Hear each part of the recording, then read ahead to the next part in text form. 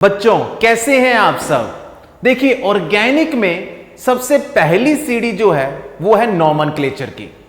Nomenclature में organic compounds के सिर्फ आईयूपीएसी बेस्ड ही नेम्स नहीं पूछे जाते, साथ में कॉमन नेम्स भी और ट्रिवियल नेम्स भी हमें आने चाहिए। ऐसे नेम्स अगर हमें आएंगे, एक तो कंप्लीट द रिएक्शंस में आपको कोई प्रॉब्लम नहीं आएगी, और दूसरा बच्चों जब आपके सामने एमसीक्यू होगा तो बिना स्ट्रक्चर सोचे आप डायरेक्ट आंसर तक पहुंच सकते हैं। तो बिना देरी किए आज हम स्टार्ट कर रहे हैं नॉमेनक्लेचर। कौन से चैप्टर की बच्चों? Haloalkanes, haloarenes. So let's start. देखिए बच्चों, सबसे पहले तो आपने इस स्ट्रक्चर में देखिए कि मेन चेन में कितने कार्बन्स हैं। आपने दोनों चीजों को एक साथ नहीं देखना है, मींस कॉमन नेम और आईयूपीएसी नेम। कॉमन नेम्स में मेन चेन और साइड चेन सभी कार्बन्स को हम ऐड करके लिखते हैं, लेकिन आईयूपीएसी नेम्स में मेन चेन को वर्ड रूट कहते हैं और साइड चेन को 2 डिग्री पर फिक्स। एक पॉइंट और नोट कीजिए, हैलोजेंस को आईयूपीएसी नेम्स में हैलो कहा जाता है और वो भी 2 डिग्री पर फिक्स में नजर आते हैं, लेकिन कॉमन नेम्स में बच्चों हैलोजेंस को हम कहते हैं हेलाइड्स। तो क्लोरो सबसे पहले आएगा आईयूपीएसी नेम में, लेकिन कॉमन नेम में वही क्लोरीन क्या बन जाएगा? क्लोराइड, और वो बाद में आएगा। तो मैं पहले स्ट्रक्चर के दोनों नेम लिखने जा रहा हूं। देखिए बच्चों, सबसे पहले तो आईयूपीएसी नेम 1 2 3 4। मैंने नंबरिंग क्यों की बच्चों? क्योंकि यहां पे मैंने चेक करना है कि क्लोरीन कौन सी पोजीशन पे है। तो chlorine left to right numbering करने से सेकंड पोजीशन पे आएगा। यही लोकेंट रूल की खूबसूरती है। तो अब अपने पास आईयूपीएसी नेम क्या बनेगा बच्चों? 2 क्लोरो ब्यूटेन। लेकिन अगर मैं इसका कॉमन नेम लिखूं तो सबसे पहले तो 4 कार्बन्स को ब्यूट कहेंगे, साथ में क्या आएगा बच्चों? YL, क्योंकि पूरे कार्बन्स को ऐड करने के बाद फिर आपने लास्ट में YL लिखना है। क्लोरीन मैं ऑलरेडी आपको बता चुका हूं कि क्लोराइड लिखेंगे। तो सबसे पहले तो इसका नेम होगा ब्यूटाइल क्लोराइड। तो क्या ये नेम अभी कंप्लीट हो चुका है? नो, आपने क्लोरीन की नेचर भी चेक करनी है कि वो किस कार्बन के साथ लगा हुआ है। अगर वो 1 डिग्री के साथ लगा होता तो N ब्यूटाइल क्लोराइड, लेकिन यहां पे तो क्लोरीन 2 डिग्री कार्बन के साथ लगा हुआ है। मैंने शॉर्ट वीडियो में भी ये बताया हुआ है कि क्लोरीन जिस कार्बन के साथ लगा है आपने चेक करने हैं उसके साथ डायरेक्टली कितने कार्बन लगे हुए हैं। तो यहां पे 2 कार्बन डायरेक्टली लगे हुए हैं, तो इसलिए ये क्या होगा? 2 डिग्री। और 2 डिग्री को यहां पे हम क्या लिखेंगे बच्चों? Secondary butyl chloride. तो secondary butyl chloride is the common name of 2 chloro butane. ठीक बच्चों, नेक्स्ट वन सेकंड। अब जो सेकंड स्ट्रक्चर है ये इस फैमिली को बिलोंग नहीं करता है। ये कौन सी फैमिली को बिलोंग करता है? आइसो। ध्यान से सुनना, मैं आपके सामने 3 स्ट्रक्चर्स और बना रहा हूं। CH3 CH3 CH2 CH2 Cl। एक और structure CH3 CH3 CH2 Cl। एक और स्ट्रक्चर बच्चों CH3 CH3 Cl। आप चेक कीजिए, तीनों केसेस में क्लोरीन जहां पे नजर आ रहा है उसकी सेकंड लास्ट कार्बन पे आपको क्या नजर आ रही है? Side chain. तो सुनिए ध्यान से, होशाबाश में यहीं से क्वेश्चन आने के चांसेस हैं। अगर आपको किसी कार्बन के साथ functional group that is halogen नजर आए और उसके सेकंड लास्ट कार्बन पे एक साइड चेन और उसमें एक ही कार्बन हो दैट इज मिथाइल ग्रुप, तो वहां पे बच्चों कॉमन नेम में हम क्या यूज करते हैं? आइसो। तो अब यहां पे टोटल कार्बन्स कितने हुए? 5। तो इसका नेम होगा pent YL that is pentyl. Chlorine को कहेंगे क्लोराइड। तो कंप्लीट नेम हुआ इसका बच्चों हमारे पास आइसो पेंटाइल क्लोराइड। ऐसे ही सेकंड स्ट्रक्चर का नेम बनेगा, सेकंड लास्ट कार्बन पे CH3, लेकिन अब टोटल कार्बन्स कितने हो गए? 4। एक CH2 बाहर निकल चुका है, तो इसका अब common name iso butyl chloride. So similarly इस स्ट्रक्चर और इस स्ट्रक्चर में चेक कीजिए, कोई डिफरेंस नहीं है। बस आप एक CH2 रिड्यूस करते जाइए तो आप लास्ट में कहां पे पहुंच जाएंगे? Isopropyl chloride. अब आप सोचेंगे कि सर फिर आपने इन दो स्ट्रक्चर्स को ही क्यों बनाया? बेटा इसलिए बनाया क्योंकि हम रिजल्ट पे पहुंचे, कंक्लूजन पे पहुंचे। पूरा चैप्टर डिटेल में नियर एग्जाम्स हम नहीं रिवाइज कर पाएंगे। तो यहां पे अब कंक्लूजन क्या है कि सेकेंडरी के केस में मिनिमम कितने कार्बन्स होने चाहिए? 4। तो सेकेंडरी ब्यूटाइल क्लोराइड बनेगा, तो वहां पे सेकेंडरी का कंसेप्ट नजर आएगा। लेकिन अगर आपने आइसो का कंसेप्ट स्टडी करना है तो वहां पे आपको मिनिमम कितने कार्बन्स नजर आने चाहिए? 3। तो नोट कीजिए, आइसो के केस में मिनिमम 3 कार्बन्स की रिक्वायरमेंट होगी इन हेलो अल्केन्स, लेकिन सेकेंडरी के केस में 4 कार्बन्स की। क्लियर है बच्चों? आगे चलते हैं यहां पे। अब देखिए, ये ऑलरेडी मैं डिस्कस कर चुका हूं, 1 2 3। तो ये हो गया अपने पास आइसोब्यूटाइल क्लोराइड। लेकिन हम यहां पे इसका IUPAC नेम भी देख लेते हैं। तो देखिए, ये भी 2 डिग्री पर फिक्स, साइड चेन भी हम 2 डिग्री पर फिक्स कंसीडर करते हैं IUPAC नेम्स में, नॉमेनक्लेचर में। लेकिन लिखेंगे तो अल्फाबेटिकली। क्लोरीन को क्या कहेंगे बच्चों? क्लोरो। CH3 को क्या कहेंगे? मिथाइल। मेन चेन में कितने कार्बन्स? 3, that is propane. अब बताइए, नंबरिंग में अल्फाबेटिकली देखेंगे या फिर CH3 को नजदीक रखेंगे? सबसे पहले आपने देखना है कि दोनों के दोनों 2 डिग्री पर फिक्स नजदीक आने चाहिए। अगर वो इधर साइड से सेम पोजीशन पे आ रहे हैं तो आपने उसको पहले रखना है जो अल्फाबेटिकली पहले आ रहा है। इसमें ऐसी तो कोई दिक्कत है ही नहीं। क्यों? क्योंकि इसमें अगर लेफ्ट टू राइट नंबरिंग करेंगे, CH3 तो सेकंड पोजीशन पे है लेकिन क्लोरीन थर्ड पोजीशन पे चला जाता है। तो इसलिए यहां पे हम नंबरिंग राइट टू लेफ्ट करेंगे। तो यहां पे क्लोरीन कौन सी पोजीशन पे? 1। और मिथाइल कौन सी पोजीशन पे? 2।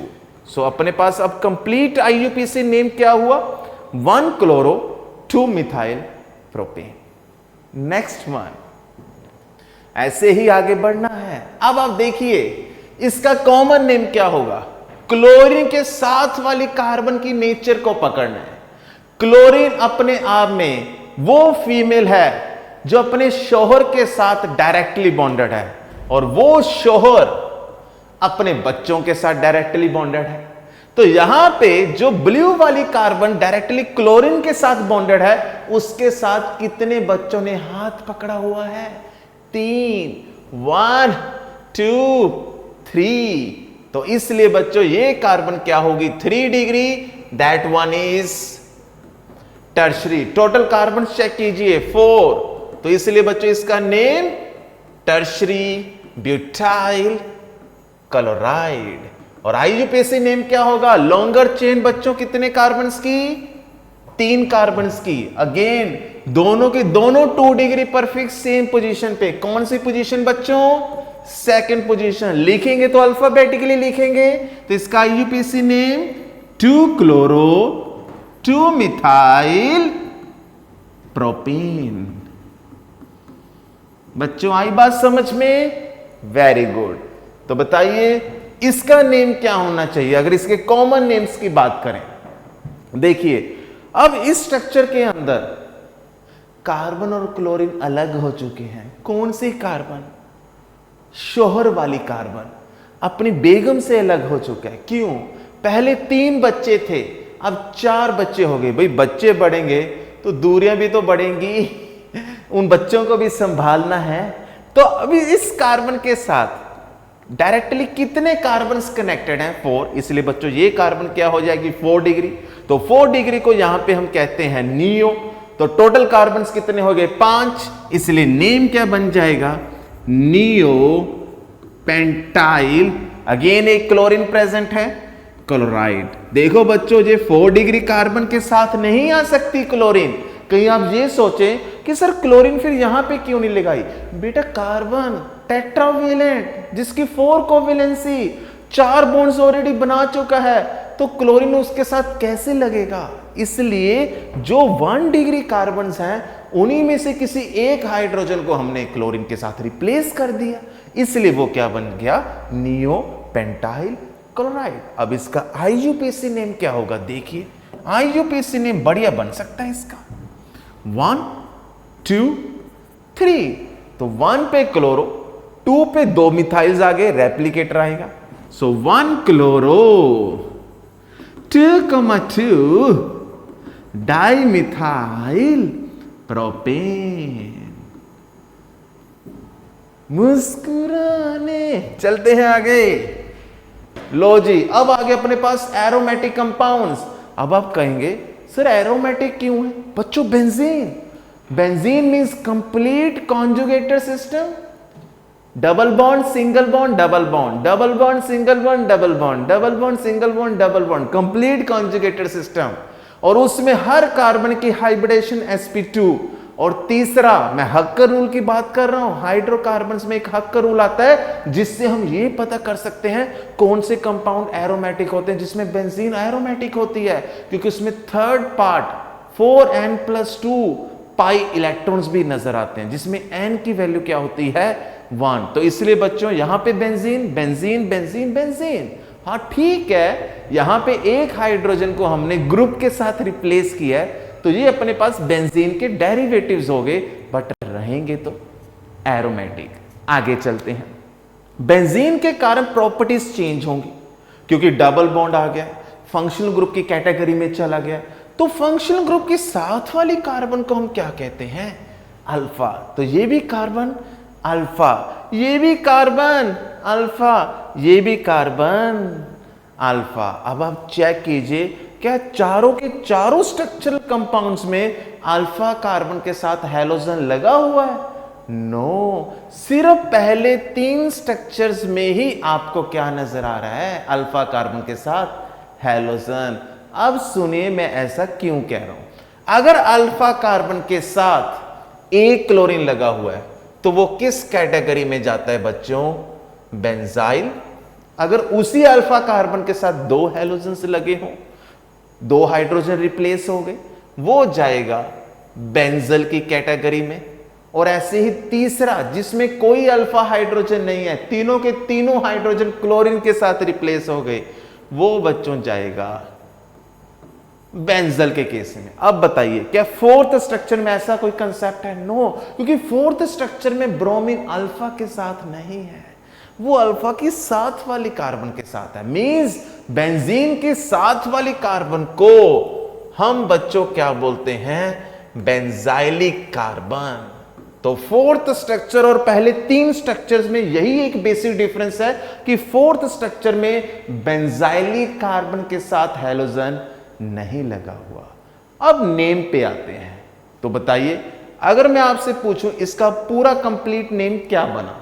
हाँ जी हाँ, कॉमन नेम की बात कर रहा हूं, तभी तो बेंजाइल, बेंजल और बेंजो कह रहा हूं। तो क्लोरीन को क्या कहेंगे हम, क्लोराइड। तो पहले का नेम बेंजाइल क्लोराइड, दूसरे का नेम 2 क्लोरीन आ गए, डाइक्लोराइड तो लिखना पड़ेगा, बेंजल डाइक्लोराइड। और तीसरे का बेंजल ट्राइक्लोराइड। घबराइए नहीं, हम तीनों के आईयूपीएसी नेम्स भी देख लेते हैं। देखो बच्चों, अगर हमारे पास C6H6 है, मींस एरोमेटिक, कोई भी हाइड्रोजन रिप्लेस नहीं किया हुआ, उसको तो हम क्या बोलते हैं, बेंजीन।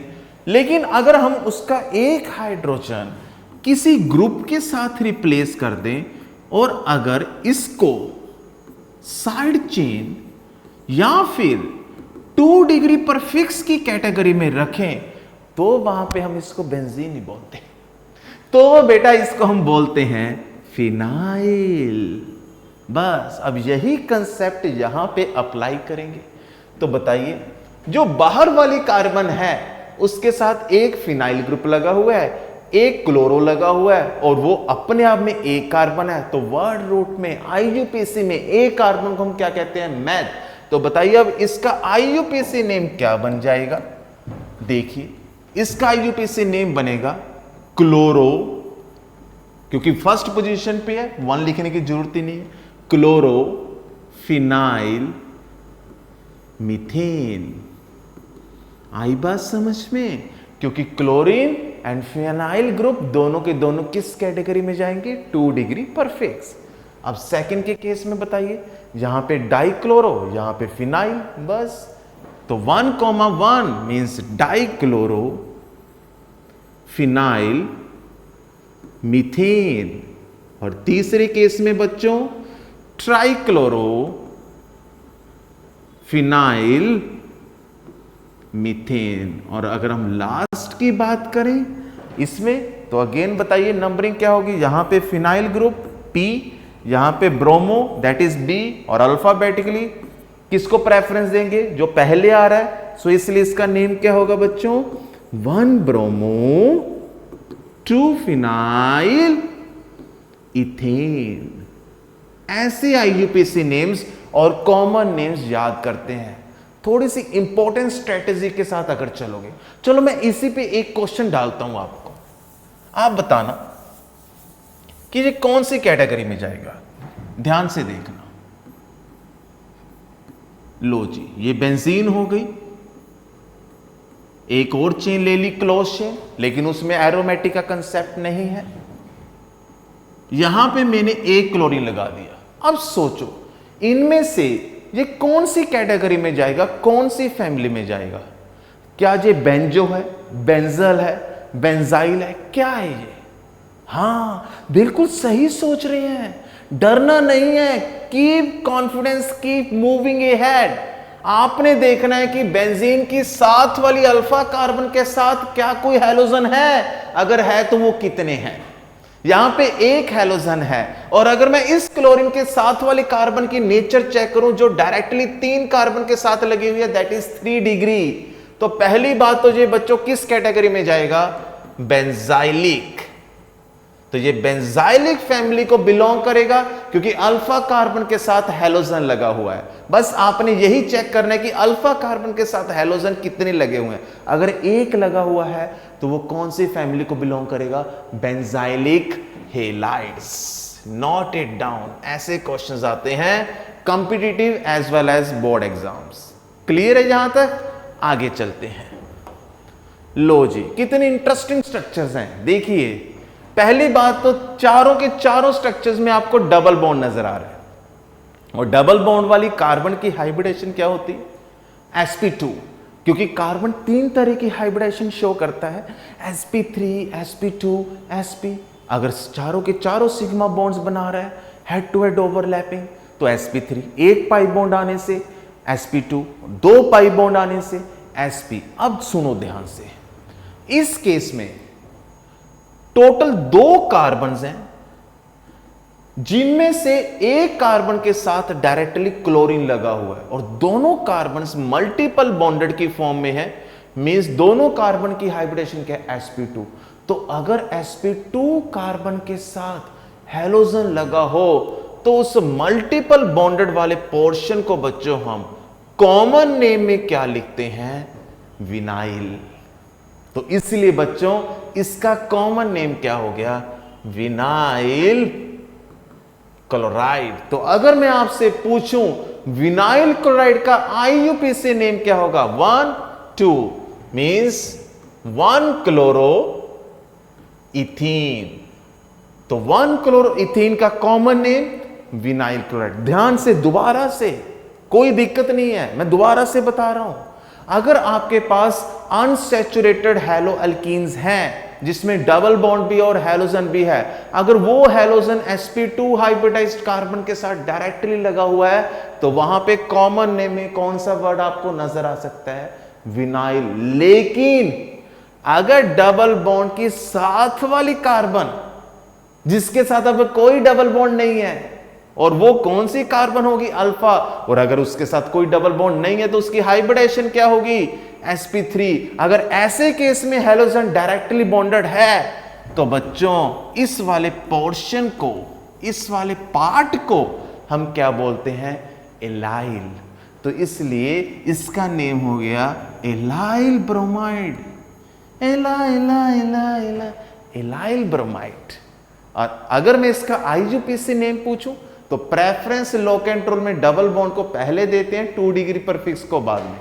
1 2 3, सो 3 ब्रोमो प्रोप 1 इन। तो ये हो गए अपने पास IUPAC नेम्स और ये हो गए अपने पास कॉमन नेम्स। आगे बढ़ते हैं मंजिल की ओर। अब चेक कीजिए, यहां तक तो पोर्शन एलाइल वाला नजर आ रहा है ना, डबल बॉन्ड, साथ वाली अल्फा कार्बन और उस अल्फा कार्बन की हाइब्रिडेशन sp3 जिसके साथ क्लोरीन लगा हुआ है। लेकिन यहां पे चेन थोड़ी सी इंक्रीज होगी नजर आ रही है।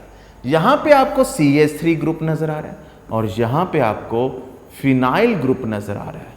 तो अब नोट कीजिए, अगर C डबल बॉन्ड C फिर C यहां पे फंक्शनल ग्रुप हो और यहां पे मिथाइल ग्रुप हो तो इस पोर्शन को कहते हैं क्रोटोनाइल। लेकिन अगर मिथाइल ग्रुप की जगह aromatic ring means phenyl group आ जाए बच्चों, फिर उस पोर्शन को हम क्या कहते हैं, सिनामाइल। सिनामाइल, तो इसका नेम होगा क्रोटोनाइल क्लोराइड, क्रोटोनाइल क्लोराइड। तो फिर बच्चों इस स्ट्रक्चर का नेम क्या होगा, सिनामाइल क्लोराइड। बहुत सिंपल सा लॉजिक है। तो यहां पे अब IUPAC नेम की बात करें, जो तो बिल्कुल टेंशन लेने की जरूरत नहीं है। 1 2 3 4, 1 chloro but 2 yne, 1 2 3, 1 chloro 3 phenyl prop 2 yne. तो IUPAC नेम में ज्यादा दिक्कत नहीं आती है, चाहे वो कॉम्पिटिटिव चाहे वो बोर्ड एग्जाम्स। लेकिन जब उसके साथ कॉमन नेम का क्राइटेरिया पैरेलल टू पैरेलल नजर आता है तो इंटरलॉकिंग नजर आने लग जाती है। बस उस इंटरलॉकिंग से आपने बचना है, वो डेंजर जोन है बच्चों। आपने डिस्टिंग्विश करना है हैलोजेंस को कॉमन नेम में क्या कहेंगे और IUPAC नेम्स में क्या कहेंगे, ओपन चेन कंपाउंड्स में क्या प्रोसीजर है, क्लोज चेन और एरोमेटिक में क्या प्रोसीजर है, अल्फा कार्बन का क्या कंसेप्ट है, बेंजल बेंजाइल बेंजो कब यूज करते हैं। जब ऐसे आप अलग अलग तरीके से छोटे छोटे पेजेस पे चार्ट बनाएंगे, क्यू कार्ड्स बनाएंगे, तो जाकर आपकी ऑर्गेनिक बेस्ट होगी, जो day by day year two year her competitive और बोर्ड एग्जाम्स में इंक्रीज हो रही है। आपने इसको सीरियसली लेना है। आगे नेक्स्ट वन जी, इजी है बच्चों, आपको कुछ जाना पहचाना लग रहे हैं स्ट्रक्चर। हाँ बिल्कुल, लास्ट ईयर पिछली मार्केट में देखा था +1 में आपने बच्चों ऐसा कुछ स्ट्रक्चर देखा होगा। अगर यहां पे क्लोरीन ना हो, हाँ हाँ हाँ हाँ, सोचिए सोचिए सोचिए, बिल्कुल अगर यहां पे क्लोरीन ना होता, अगर तुम ना होते तो बच्चों इसका नेम क्या होता, टॉलुइन। तो ये भी टॉलुइन का डेरिवेटिव, ये भी टॉलुइन का डेरिवेटिव। लेकिन पहले वाले में क्लोरीन कौन सी पोजीशन पे है, second. And point to be noted, जब भी बेंजीन मोनो सब्स्टिट्यूशन के बाद, मोनो सब्स्टिट्यूशन का मतलब जब एक हाइड्रोजन को किसी ग्रुप के साथ रिप्लेस करते हैं नजर आती है, तो वहां पे फर्दर हमें 3 अटैकिंग पोजीशंस नजर आती हैं, जिसमें नेबरिंग पोजीशंस को 1 2 और 1 6 को बोलते हैं कॉमन नेम्स में ऑर्थो, 1 3 और 1 4 को बोलते हैं बच्चों मेटा, और ऑपोजिट पोजीशन को बोलते हैं पैरा। अब बताइए, टोलुइन ऑर्थो पोजीशन पे क्लोरीन, तो अब बच्चों इसका नेम होगा ऑर्थोक्लोरो टोलुइन। आपको किसी भी टाइप का कोई भी क्वेश्चन पूछना है बच्चों, बेझिझक कमेंट कीजिए बॉक्स में, इसी चैनल पे, इसी लिंक पे आपको आंसर मिलेगा। Don't bother. अगर वाकई में आप अपनी पढ़ाई के प्रति डेडिकेटेड हैं, बिना पानी बिना खाए हम नहीं रह सकते, तो बिना केमिस्ट्री के कैसे रह सकते हैं, क्योंकि हमने अपने एग्जाम, अपने सपनों को साकार करना है। तो इसलिए बेझिझक, अगर आपको यह भी लग रहा है पर्टिकुलरली किसी और टॉपिक पे एक स्पेशल वीडियो तैयार होनी चाहिए केमिस्ट्री के रिलेटेड, तो वो भी बता देना, ठीक है बच्चों। तो इसका नेम हो गया अपने पास ऑर्थोक्लोरो टोलुइन। अगर आप मुझसे पूछें कि सर इसका आईयूपीएसी नेम क्या होगा। फिर आईयूपीएसी नेम ये नहीं बन सकता बेटा। अब बेंजीन के साथ दो दो ग्रुप्स लगे हुए हैं, दोनों 2 डिग्री पर फिक्स हैं, तो उसमें अल्फाबेटिकली नंबरिंग करनी पड़ेगी। आप ध्यान से देखना, मैं कलर चेंज कर रहा हूं यहां पे, देखिए यहां पे कलर ले लेते हैं ये वाला। देखो क्लोरीन मिथाइल, तो क्लोरीन को यहां पे chloro, methyl means methyl CH3, तो यहां पे अल्फाबेटिकली लोएस्ट पोजीशन पे किसको रखेंगे, Cl को, फिर यहां पे CH3। तो अगर मैं इसका आईयूपीएसी नेम देखूं तो क्या बनेगा, this one is 1 chloro 2 methyl benzene. तो यहां पे बेंजीन मेन चेन होगी और यहां पे क्या होगा फिर 1 2 3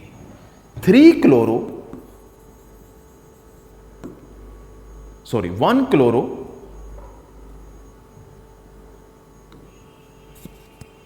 क्लोरो 3 मिथाइल बेंजीन। और बच्चों अगर इसकी हम कॉमन नेम की बात करें तो अगेन मेटा पोजीशन मैंने ऑलरेडी बताया, सो M क्लोरो टॉलुइन। आई बात समझ में, शाबाश, आज तो चाय पीकर बैठे हो आप लोग। लो जी नेक्स्ट वन देखिए, अब इसमें एक चीज मुझे कॉमन नजर आ रही है, ढूंढे ढूंढे क्या कॉमन है। यहां पे दोनों के दोनों क्लोरीन्स भी नेबरिंग पोजीशन पे, दैट इज 1 2। यहां पे दोनों ब्रोमीन्स नेबरिंग पोजीशन पे हैं 1 2, और यहां पे भी दोनों क्लोरीन्स नेबरिंग पोजीशन पे हैं। अब सुनो, जब दो हैलोजन्स दो फंक्शनल ग्रुप सेम काइंड पे नेबरिंग पोजीशन पे हो तो वहां पे हम बच्चों एक वर्ड यूज करते हैं 2 कार्बन्स के लिए, इथाइलीन। और इससे भी बेस्ट वर्ड है अपने पास विसिनल। बच्चों विसिनल का मतलब होता है जब वहां पे नेबरिंग कार्बन एटम्स पे same kind of functional group नजर आए, मींस 1 2 2 3 3 4, वो वाला पोर्शन क्या होता है, विसिनल। अब अगर मैं इसका नेम लिखूं तो क्या होगा कॉमन नेम, इथाइलीन डाइक्लोराइड, इसका इथाइलीन डाइब्रोमाइड। यहां पे 3 कार्बन आ गए, प्रोपाइलीन डाइक्लोराइड। लिखिए बच्चों, ethylene dichloride, ethylene dibromide, propylene dichloride. लेकिन मैं ऑलरेडी आपको बोल चुका हूं कि इसकी जगह ये वर्ड ज्यादा इंपॉर्टेंट है जो आगे केमिकल रिएक्शंस में ज्यादा हेल्पफुल होगा। क्लियर बच्चों? लो जी, आज का सफर यहीं तक था बच्चों, बट इंतजार कीजिए, फिर जल्दी से मुलाकात होगी। बस अपना प्यार बनाए रखें। मैं दिल से पढ़ा रहा हूं और आपका साथ भी मुझे दिल से चाहिए, तो बने रहें, जुड़े रहें। ये भी आपका एक छोटा सा परिवार है, लेकिन हमने इसको और जतार्थ रूप देना है, बड़ा करना है। वो आपके प्यार के बिना संभव नहीं है। So keep spotting your own chemistry channel. Thank you बच्चों, हैव अ गुड डे। नमस्कार, जय हिंद।